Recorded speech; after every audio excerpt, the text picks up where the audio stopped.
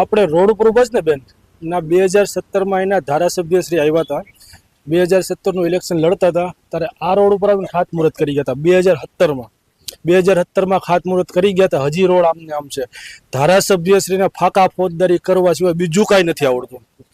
ઉદ્યોગપતિના MLA છે, કોઈ ગરીબ માણસોના એમએલએ નથી. મોટી મોટી ફેક્ટરી હોય તો એનું કામ કરવાનું, મોટા મોટા ઉદ્યોગપતિઓના કામ કરવાના, નાના માણસોના કામ કરવામાં એ લોકોને રસ નથી. કોણ છે ધારાસભ્ય અહીંયાના? અહીંના ધારાસભ્ય શ્રી જીતુભાઈ વાઘાણી છે.